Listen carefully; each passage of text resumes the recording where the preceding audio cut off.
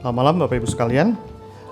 Mari kita sama-sama berdoa sebelum kita merenungkan firman Tuhan. Benar ya Tuhan bahwa orang-orang yang di luar sana membutuhkan Engkau, Allah yang sejati yaitu Yesus Kristus. Biarlah pada malam hari ini Tuhan sendiri yang boleh menyentuh hati kami, dan bahkan Tuhan yang boleh menggerakkan kami. Seperti firman Tuhan di dalam Yesaya yang tadi dibacakan, biarlah kami boleh dipakai oleh Tuhan. Kami siap untuk diutus oleh Tuhan. Kami boleh menyatakan bahwa ini aku ya Tuhan, pakailah aku, utuslah aku. Biar ini boleh menjadi satu tekad dan komitmen kami mulai malam hari ini. Terima kasih Tuhan, Kau juga boleh memimpin dan menyertai untuk firman Tuhan yang akan kami renungkan bersama-sama. Di dalam nama Tuhan Yesus kami berdoa dan mengucap syukur. Amin. Nah Bapak Ibu Saudara-saudara sekalian, apakah ada di antara teman-teman yang ada di tempat ini sebagai seorang afiliator atau konten kreator gitu ya? Nah akhir-akhir ini kita dihebohkan gitu ya, pemerintah memberikan satu pernyataan resmi untuk melarang social e-commerce gitu ya, dalam bertransaksi, dalam melakukan penjualan di dalam media platform digital gitu ya. Dan terjadi satu pro kontra gitu ya, ada yang mendukung, ada yang menolak dan sebagainya. Nah, tetapi sekalipun ada pro dan kontra, ada sesuatu yang sangat menarik sekali di dalam isu-isu yang sedang berkembang pada saat ini. Kalau saya memperhatikan ketika di dalam media platform digital ini terus berkembang, di mana orang-orang berusaha untuk berkreasi dan juga berusaha membangun bisnisnya itu melalui platform digital ini menjadi sesuatu yang sangat membangun mereka dan bahkan membuat mereka itu terus berkreasi dan berkreasi. Nah yang menariknya adalah ketika orang-orang yang dalam tanda kutip berjualan atau mempromosikan barang-barang mereka di dalam platform digital itu, mereka terlihat dengan penuh semangat, antusias, mereka begitu penuh dengan gairah, mereka bahkan tidak malu gitu ya. Entah itu karena mereka memang sudah terbiasa, mereka pokoknya muka tembok aja gitu, pokoknya terus membicarakan tentang apa yang akan mereka jual. Sesuatu yang entah itu mereka mengerti sendiri tentang produk mereka, ataupun mereka bahkan tidak mengerti tentang apa yang mereka jual, pokoknya mereka jual gitu ya. Misalnya saya menjual, Bapak Ibu ini barang yang sangat bagus sekali, ini diskon, ini bisa berguna bagi Bapak Ibu dengan berbagai macam hal yang bisa digunakan dalam keseharian. Satu kata-kata kalimat yang terus mendorong, yang membawa kepada orang-orang itu untuk percaya, yakin, wah ini barangnya bagus, ini produknya bagus, sehingga orang-orang itu ingin untuk membelinya. Ada satu semangat yang begitu luar biasa yang dilakukan oleh orang-orang yang bekerja di dalam platform digital seperti itu.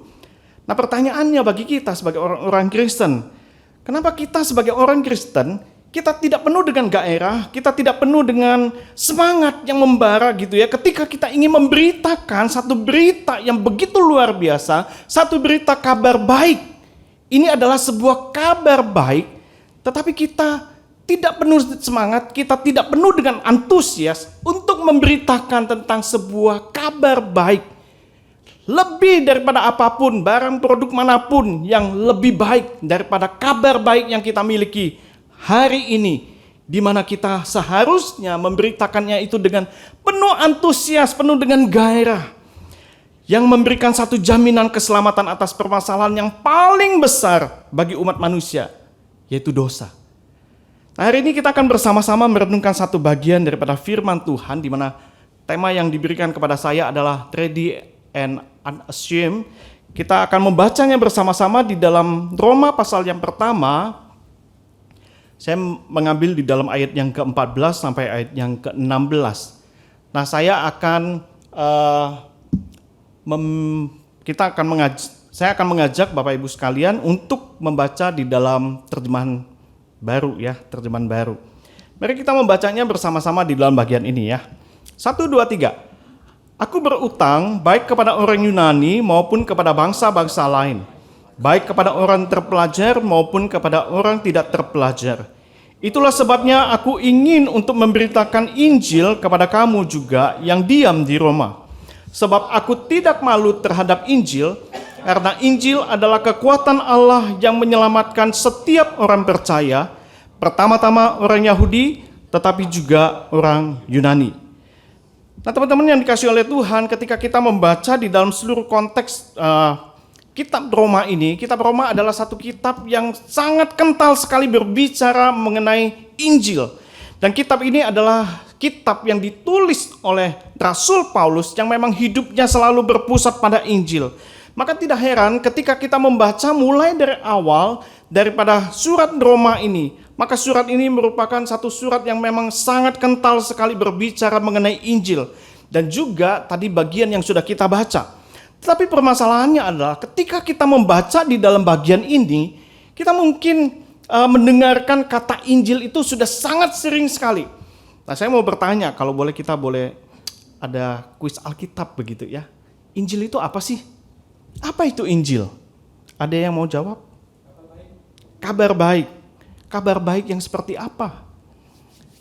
Banyak kan orang bisa mendapatkan kabar baik. Kabar baik kita mendapatkan bonus, kita mendapatkan hadiah, mobil, kita mendapatkan posisi, jabatan, promosi dan sebagainya. Itu juga kabar baik. Tetapi kabar baik Injil itu seperti apa? Nah, saya mencoba untuk menjelaskan sedikit mengenai hal ini.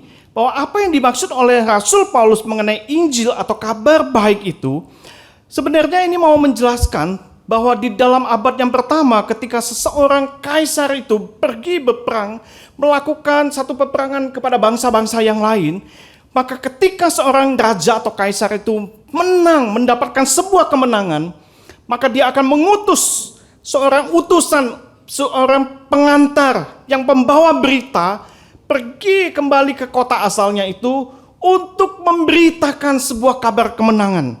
Itulah Injil. Jadi Injil dapat diartikan secara sederhana adalah sebuah kabar kemenangan, sebuah kabar kedamaian, sebuah kabar tentang otoritas daripada sang raja yang telah menang itu. Maka Injil itu adalah sebuah pengumuman. Injil itu adalah sebuah pernyataan kemenangan. Jadi Injil itu, sekali lagi, Injil bukan sebuah nasihat yang untuk diikuti. Injil adalah kabar baik tentang kemenangan dari seorang raja. Inilah Injil. Jadi Injil bukan sesuatu yang baru bagi kita. Injil itu sudah ada sebenarnya sejak dulu, sejak di dalam perjanjian lama. Kalau kita membaca di dalam pasal yang pertama, Roma ayat yang kedua, maka Paulus mengatakan bahwa Injil itu telah dijanjikannya sebelumnya dengan perantaraan nabi-nabinya dalam kitab-kitab suci. Maka isi daripada Injil itu adalah tentang anak itu sendiri, tentang pribadi daripada Yesus Kristus. Maka ketika kabar baik itu diberitakan, ketika kabar baik itu kita proklamasikan tentang kemenangan daripada sang Raja Yesus Kristus, maka kita sedang berbicara tentang sang anak yang telah menang di atas kayu salib, yang telah bangkit, yang telah mengalahkan kematian. Bukan kita berbicara ketika kita membicarakan Injil itu kepada orang lain, kita sedang membicarakan tentang diri kita, itu bukan Injil. Tetapi kita sedang membicarakan tentang pribadinya Yesus. Maka ketika Paulus menyadari bahwa ini adalah sebuah Injil yang begitu penting, Injil yang menyatakan sebuah kemenangan yang begitu luar biasa, maka Paulus mempunyai satu kerinduan yang besar di dalam memberitakan Injil. Paulus rindu sekali dia ketika menuliskan surat ini kepada jemaat yang ada di Roma. Sebenarnya Paulus belum pernah ketemu dengan jemaat di Roma itu.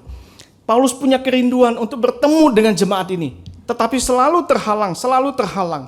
Maka sebab itu ketika Paulus punya kerinduan yang mendalam, yang mendesak untuk memberitakan Injil kepada jemaat yang ada di Roma, maka di situ dia mengatakan satu kalimat di dalam ayatnya yang ke-14. Aku berhutang. Nah, kata berhutang ini adalah satu kata yang sangat menarik sekali. Nah, aku berhutang kepada Injil. Hutang Injil. Nah, hutang itu boleh diartikan sebagai sebuah kewajiban. Nah, di dalam konsep dunia perjanjian lama pada masa itu, konsep hutang itu ada dua macam. Hutang yang pada umumnya saya misalnya ya, saya meminjam sesuatu kepada teman misalnya. Jadi saya berhutang. Misalnya saya pinjam uang 100.000 kepada seorang teman, maka saya sedang berhutang kepada teman saya 100.000. Itu adalah satu hutang yang umum. Tetapi yang pengertian yang kedua mengenai hutang itu adalah ada orang yang menitipkan sesuatu kepada saya, maka ini adalah sebuah hutang saya untuk, misalnya seorang ini teman saya titipin sesuatu untuk disampaikan kepada orang lain. Nah, maka saya punya beban hutang yang sudah dititipkan itu untuk saya sampaikan kepada apa yang dia perintahkan. Nah, pengertian hutang yang di sini yang dimaksud oleh Rasul Paulus adalah bagian poin yang kedua. Ketika dia telah menerima kasih karunia, keselamatan, anugerah, kasih karunia yang begitu besar, yang begitu limpah daripada Tuhan, maka di situ Paulus tahu bahwa dia telah menerima anugerah Tuhan yang begitu besar itu, tidak untuk disimpan untuk dirinya sendiri. Itu adalah sebuah hutang, sebuah kewajiban yang harus dia pakai, yang harus dia sampaikan kepada orang-orang lain. Maka Paulus juga sadar ketika Tuhan menangkap dia, ketika dia dalam perjalanan ke Damaskus, dia ditangkap oleh Tuhan itu, lalu dia dipanggil oleh Tuhan untuk menjadi rasul bagi baik itu bangsa Yahudi maupun juga kepada bangsa-bangsa yang lain. Ini adalah sebuah titipan yang Tuhan berikan kepada dia sebagai sebuah hutang. Jadi ini adalah sebuah kewajiban yang Rasul Paulus harus kerjakan untuk memberitakan Injil. Ada hutang yang harus dia lunasi. Hutangnya kepada siapa? Maka Paulus mengatakan dia berhutang kepada orang Yunani. Nah, menarik sekali. Kenapa Paulus mengatakan bahwa dia berhutang kepada orang Yunani? Nah, maksud Paulus di sini adalah bahwa orang Yunani ini adalah sekelompok orang yang mempunyai status sosial yang sangat tinggi. Mereka adalah orang-orang yang berbudaya, mereka adalah orang-orang yang terpelajar, mereka orang-orang yang beradab, mereka orang-orang yang sangat mengerti tentang tata krama, sopan santun. Mereka adalah orang-orang yang sangat menyukai akan sastra dan seni, dan mereka telah dilatih di dalam berbagai macam ilmu. Maka Paulus pun kepada orang-orang yang sangat piawai, yang mempunyai status pendidikan sosial yang sangat tinggi, dia tetap punya hutang kepada mereka supaya berita Injil ini tetap disampaikan kepada mereka.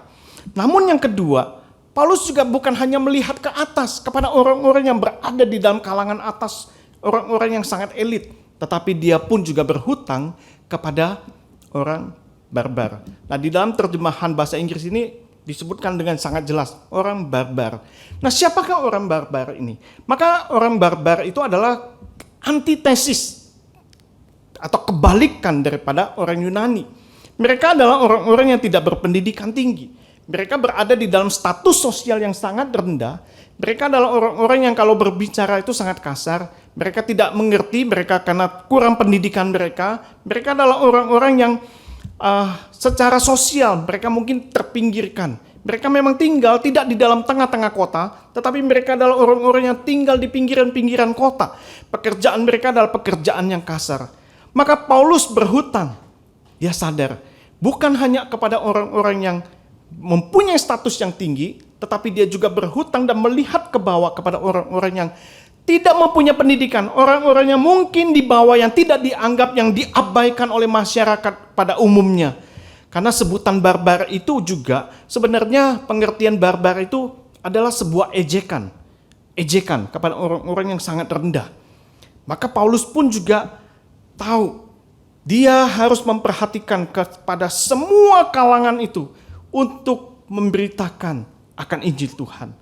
Maka setelah Paulus mengerti bahwa dia mempunyai hutang Injil itu, baik kepada kalangan orang yang punya status tinggi maupun kepada orang yang punya status yang paling rendah sekalipun, maka pertanyaannya adalah, apakah dia siap untuk memberitakan melunasi atau membayar hutang Injilnya itu? Maka di dalam ayatnya yang ke-15, Paulus di situ mengatakan, itulah sebabnya aku ingin untuk memberitakan Injil. Nah, di sini kata ingin itu adalah satu terjemahan yang lebih tepatnya adalah dengan tekad yang bulat. Aku dengan tekad yang bulat ingin memberitakan Injil. Aku dengan tekad yang bulat, dengan semangat, dengan bergairah mau memberitakan Injil kepada kedua kelompok ini, kepada bangsa-bangsa yang lain. Baik itu kepada orang-orang Yunani, baik itu kepada orang-orang Yahudi maupun kepada bangsa-bangsa yang lain. Nah, pertanyaannya adalah ketika Paulus siap memberitakan Injil, dia memberitakan Injil kemana? Kemana? Ke Roma. Kenapa ke Roma? Mengapa Roma? Apakah tidak ada tempat yang lain? Kalau kita memperhatikan kota Roma itu merupakan satu kota yang satu pusat kebudayaan, ibu kota negara, pusat ekonomi, pusat perkembangan daripada keagamaan, tetapi sekaligus adalah kota yang sangat sulit di dunia pada masa itu untuk memberitakan Injil. Jadi Paulus tahu ketika dia punya semangat, dia punya gairah, dia punya tekad yang bulat untuk memberitakan Injil, dia mau diam di Roma. Bapak Ibu Saudara-saudara yang dikasihi oleh Tuhan, ketika kita mau memberitakan Injil, kita pada umumnya mau mencari tempat yang nyaman, yang tidak banyak gejolak, yang tidak banyak tantangan, yang semuanya bisa berjalan dengan baik. Tetapi tidak dengan Paulus. Roma adalah satu kota yang paling sulit untuk memberitakan Injil pada masa itu. Ini adalah satu kota di mana Kaisar Romawi tinggal di sana.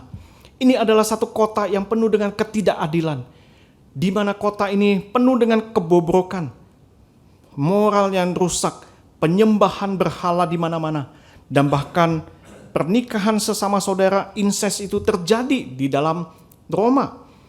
Oleh sebab itu, Paulus sekalipun menghadapi tantangan, bahkan mungkin cibiran, bahkan mungkin Paulus juga diberikan satu nasihat, tidak perlu ke Roma, tetapi dia tetap bertekad untuk memberitakan Injil ini. Paulus tidak peduli apapun yang dikatakan oleh orang lain kepadanya. Ketika Paulus mengatakan bahwa dia bersemangat, dia bertekad bulat untuk memberitakan Injil di Roma itu, hal ini mau menggambarkan tentang semangat daripada Paulus itu. Nah, semangat yang dikatakan di dalam aku ingin itu, nah ada satu hal yang sangat menarik. Itu seperti menggambarkan dalam bahasa Yunaninya itu thumos gitu ya. Nah, thumos dapat diartikan sebagai satu kata gairah gitu ya, atau secara harfiah itu nafas yang berat. Dan itu juga diberikan sebuah gambaran seperti ini ya, ada tentara yang memacu kudanya. Jadi ini mau menggambarkan semangat daripada seorang prajurit yang pergi berperang, maju terus, pantang mundur. Inilah semangat Paulus ketika dia mau memberitakan Injil di Roma. Sekalipun dia tahu tantangannya sangat besar, bahkan mungkin saja nyawanya bisa melayang. Pertanyaannya bagi kita adalah, apa Roma bagi kita? Apa yang menjadi kesulitan bagi kita yang menghalangi kita untuk memberitakan Injil? Adakah gairah ketika kita memberitakan Injil, melihat rekan-rekan saudara-saudara kita, baik yang punya status yang tinggi secara sosial maupun mereka yang berada di bawah? Di manakah tempat yang paling sulit bagi Anda untuk memberikan kesaksian hidup kita? Apakah dengan teman terdekat kita, pasangan hidup kita, suami atau istri, anak-anak kita, saudara-saudara kita, bahkan saudara keluarga jauh kita? Apakah ada sesuatu hal yang menghalangi kita?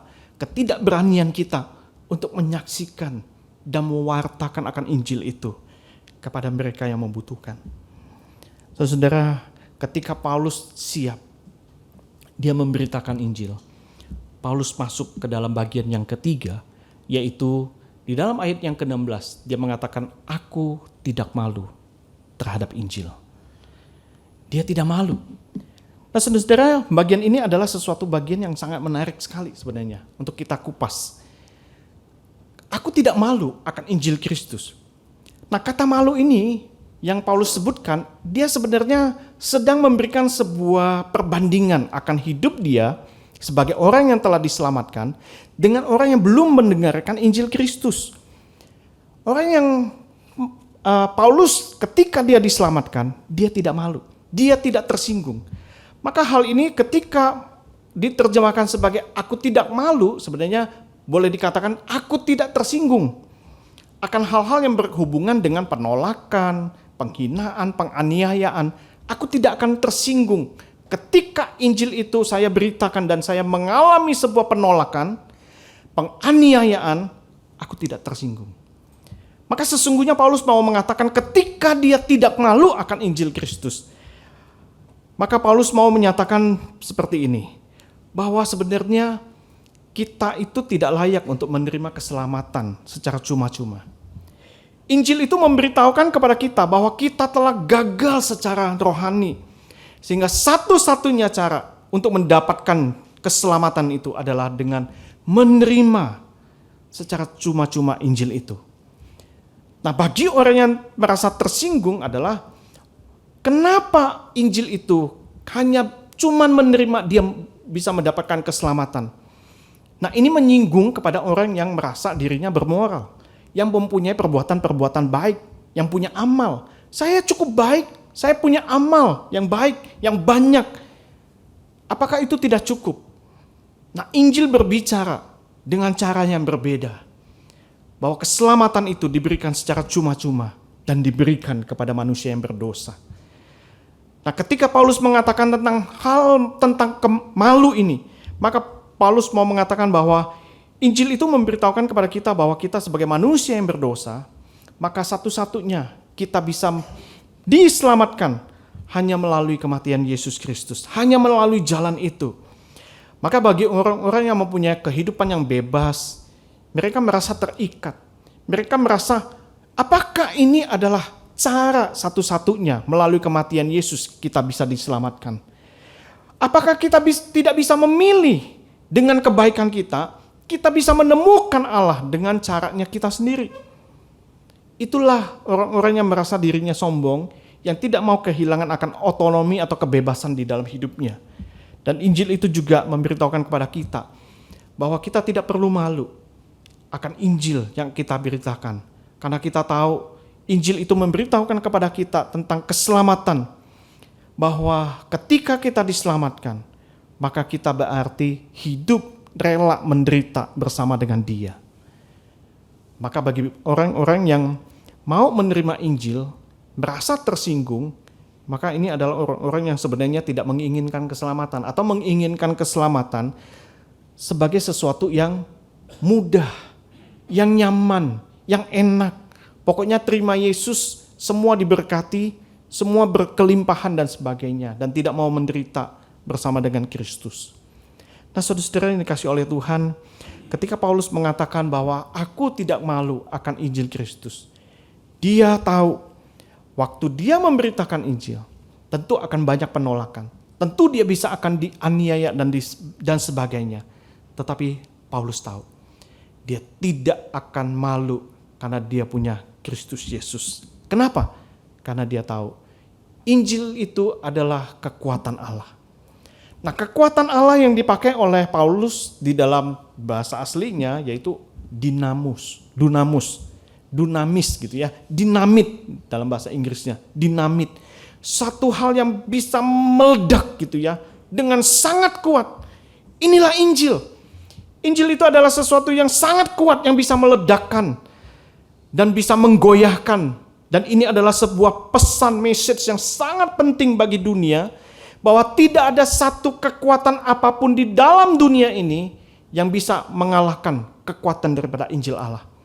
Paulus tidak sedang berbicara bahwa Injil itu adalah sebuah kekuatan power, bukan. Tetapi dia mau menyatakan tentang pribadi daripada Injil itu sendiri di dalamnya, yaitu Yesus Kristus.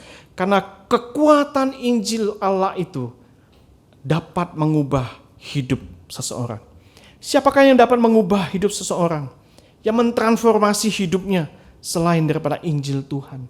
Kita mungkin sudah wafat gitu ya, mungkin kepada rekan kita, anak kita, kepada siapapun yang kita sudah berusaha menginjili, kita hanya berdoa, Tuhan yang boleh menyentuh dia sehingga dia boleh menerima Injil itu. Dan begitu banyak kesaksian-kesaksian yang kita dengar dari orang-orang yang dulunya rusak, yang dulunya hidupnya hancur-hancuran, tetapi ketika dia bertemu dengan Injil Kristus, maka hidupnya mengalami sebuah perubahan dan transformasi yang begitu dahsyat. Bapak Ibu Saudara-saudara yang dikasihi oleh Tuhan, Injil membawa sebuah transformasi total dalam hidup seseorang ketika dia bertemu dengan Kristus. Dan Injil itu melakukan apa yang tidak dapat dilakukan oleh dunia ini atau kekuatan yang lain. Dan bagian yang kedua, Paulus tidak malu akan Injil Kristus itu karena Injil itu adalah kebenaran Allah. Nah, di dalam kebenaran Allah ini Paulus mau menunjukkan tentang sebuah karakter Allah yang benar, karakter Allah yang sejati, yang kudus, yang benar, yang sempurna, yang tanpa cacat. Dan ini adalah sebuah klaim yang tidak dapat dibantah oleh pihak manapun. Inilah Injil yang kita miliki, Bapak Ibu Saudara-saudara sekalian. Injil itu adalah sesuatu hal yang membuat kita seharusnya bangga, senang. Kita harusnya penuh dengan gairah, semangat kita untuk memberitakan Injil. Nah, saya mau menceritakan sedikit bahwa tanggal 7 Oktober nanti Pluit akan mengadakan sebuah KKR. Maka tim PI berusaha untuk memasang spanduk-spanduk, dan pada waktu hari Sabtu yang kemarin kami tim PI pergi ke Pasar Muara Karang. Lalu kita di situ membagikan brosur kepada orang-orang yang lalu lalang. Ada perasaan mungkin ini baru pertama kali ya untuk membagikan brosur. Tapi saya juga turun di situ bawa segepok, bagi, memberanikan diri. Kadang ditolak, kadang nggak mau. Yang mau aja ambil, kita bagikan. Ada yang bertanya, kita jawab. Kita bagikan brosur itu. Kemudian saya mau menceritakan tentang pelayanan di rumah sakit. Pelayanan kami ada di rumah sakit PIK. Nah, ini adalah satu pelayanan yang sebenarnya sangat menarik sekali. Setiap Sabtu jam 10 pagi, gitu ya. Kami datang berkunjung dari satu bed, kita tanya, kita berdoa, kita mencoba untuk memahami akan kesulitan dia, pergumulan dia. Nah, di situ kadang kami diterima, kadang kami juga ditolak, kadang kami juga didiemin. Nah, satu pengalaman saya pernah mengunjungi satu pasien gitu ya. Oh, dia sangat menerima, dia memang punya pergumulan dengan sakitnya. Lalu saya ajak doa, saya juga menceritakan tentang Kristus. Lalu setelah selesai, saya mau pamit. Pasien ini langsung tanya, Pak, saya mau bayar Bapak berapa? Gitu ya. Enggak Pak, gratis, saya bilang. Gratis, Tuhan berkati gitu ya. Nah, ada pengalaman-pengalaman yang kadang lucu, kadang-kadang kita ditolak, membuat kita down gitu. Tapi terus kita punya semangat untuk melakukan satu pelayanan pemberitaan Injil. Nah, saya juga rindu jika kalau teman-teman yang ada di PIK ini juga boleh bersama-sama berkolaborasi dengan Pluit. Setiap Sabtu jam 10 kita sama-sama ke PIK, kita mulai mengunjungi pasien-pasien. Karena jam 10 yang saat ini ya, jam 10 itu bukan jam besuk. Kita diberi satu slot jam 10 sampai jam 12 untuk melakukan kunjungan pelayanan di sana. Dan kami juga sedang menjajaki untuk sebuah pelayanan di rumah sakit, yaitu di rumah sakit Atmajaya. Jadi kalau memang kita bisa diberikan dua tempat ini, maka kita akan mengerjakan hal yang besar yang Tuhan boleh percayakan kepada kita. Nah, teman-teman yang dikasihi oleh Tuhan, kiranya melalui firman Tuhan pada hari ini kita boleh menyimpulkan bahwa di dalam Roma pasal yang pertama ayat yang ke-14 sampai yang ke-16 ini menyadarkan kita bahwa kita adalah orang-orang yang berhutang Injil. Kita perlu membawa diri kita bahwa kita ini punya hutang Injil. Kenapa? Tuhan telah menyelamatkan kita. Kita dipercayakan oleh Tuhan untuk membagikan Injil itu kepada orang lain. Ini adalah kewajiban kita. Kita belajar untuk membayar, melunasi hutang Injil kita kepada Tuhan. Dan yang kedua, kita mau belajar seharusnya mempunyai semangat untuk bergairah, bertekad bulat untuk memberitakan Injil. Karena ini adalah sebuah, kalau kita nggak punya semangat ya, rasanya sulit sekali untuk kita hanya cari, sebenarnya kalau memberitakan ini, kita bisa aja pergi ke tempat yang nyaman, yang enak, yang nggak perlu jauh-jauh. Kenapa kita susah-susah untuk pergi ke tempat-tempat yang susah? Misalnya ada PPMT Sumba di Lewa. Kita pergi ke sana, susah, perjalanan jauh, capek gitu ya.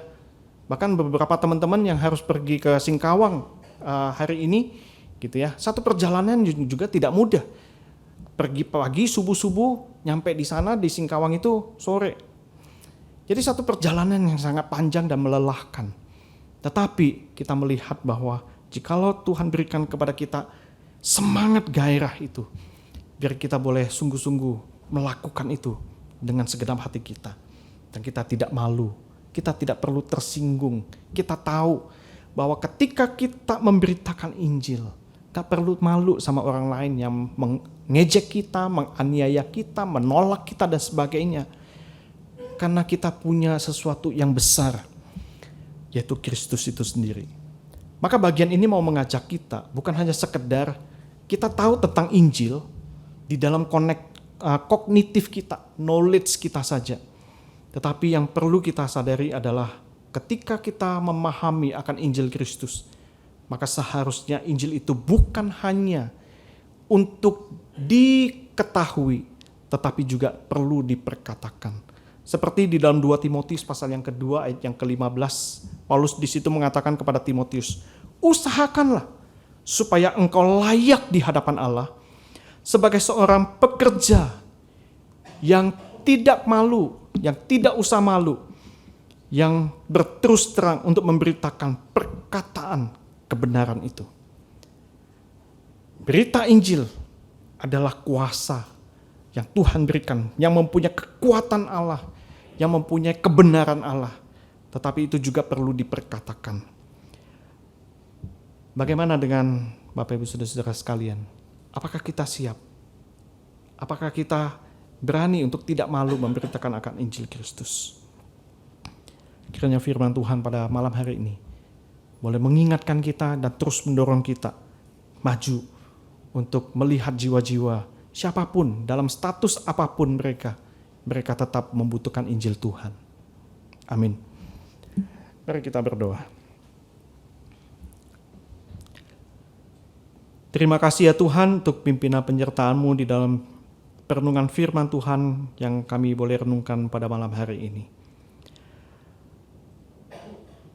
Tuhan sadarkan kami bahwa kami adalah orang-orang yang berhutang Injil. Biarlah kami boleh diberikan satu mandat, Tuhan berikan kepada kami semangat, keberanian untuk memberitakan Injil. Satu kesiapan hati, dan bahkan kami tahu ada resiko-resiko ketika kami memberitakan Injil. Tentu ada penolakan, bisa jadi ada yang mengejek, menghina, bahkan mungkin kami mengalami penganiayaan. Tapi biarlah ya Tuhan, ketika kami sadar dan ketika kami mengetahui bahwa pesan Injil itu adalah satu pesan yang sangat penting, yang dibutuhkan oleh dunia ini. Satu berita yang dibutuhkan oleh dunia ini, bahwa manusia yang berdosa membutuhkan Kristus. Terima kasih Tuhan, pakailah setiap kami boleh memberitakan Injil kepada siapapun yang boleh kami jumpai. Di dalam nama Tuhan Yesus kami berdoa dan mengucap syukur. Amin.